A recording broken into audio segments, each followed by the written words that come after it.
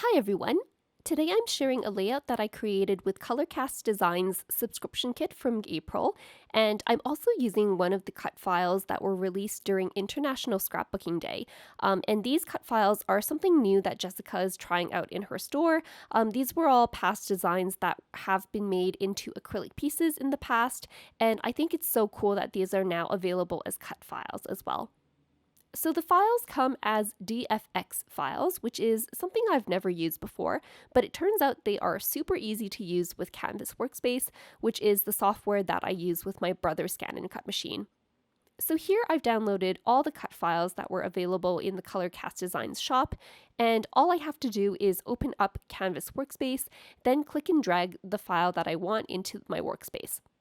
And it comes up with a pop-up here that says DFX options, and you can change the units to inches if you like, and enter in a larger number in the first slot to get your cut file to appear larger, or enter a larger number in the second slot to get your cut file to appear smaller. But I just leave everything as is and click OK, and you'll see that this tiny little cut file shows up in the upper left corner there. So to resize this cut file, I'm just holding the left mouse button down and dragging over this corner here to select all the elements that are part of that cut file. Then I'm dragging that lower right corner to the size that I want this cut file to be. And I know that I want it to be about 4 inches wide to fit across a 4.5-inch wide photo in my Life Crafted album. And after that, all I have to do is export that to my scan and cut machine, and I usually do that wirelessly through my Wi-Fi, and within 2 minutes I have this cut file ready to go. Now, one tip when using cut files with inner pieces like this one is to keep the letters that fall out of the cut file, in addition to those extra pieces for the insides of like the letters O, G, and E in this cut file. Here I have some photo collages of our visit to the gardens in Portland, and I'm going to be layering that cut file over the photo of the cherry blossom tree later. But first I'm working on the left page of my layout, and I just left enough room in this top left corner to fit in this wood veneer piece that says bloom. I just thought that would be perfect to go along with all of those bright and colorful photos of flowers. For the right side of this layout, I'm going to create a flip out with the cherry blossom photo being on the front of the flip out, and then those two photos, photo collages of the Japanese garden on the inside of the flip out.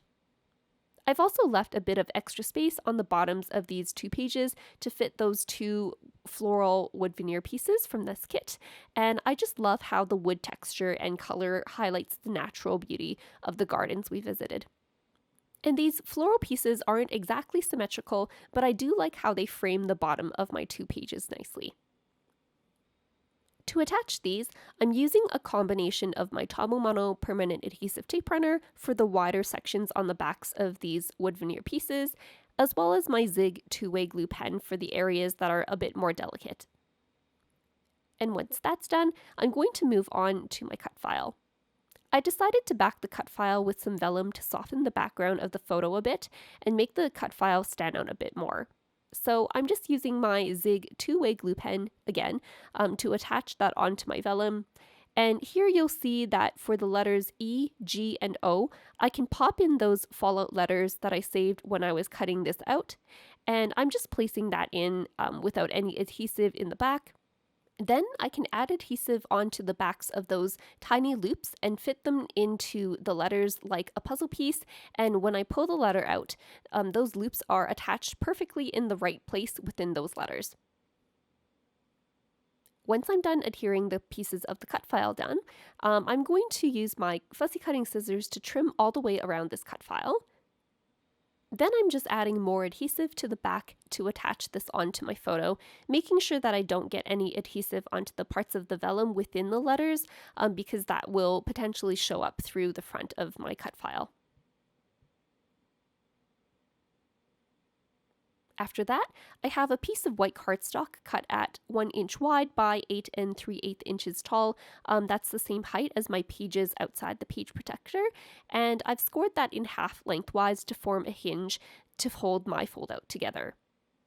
So I'm just attaching some 3/8 inch score tape onto both sides of this hinge, then attaching one side of the hinge onto the back of one of the photo collages. Then attaching my other photo collage onto the other half of that hinge, just to have them attached at this flap. And once that's done, I can then go ahead and add my front photo onto the front of that panel there, just to sandwich the hinge between those two photo pieces. If you have any of the photo paper overhanging on this edge here, you can just trim off any of that excess, and that pretty much finishes up your page.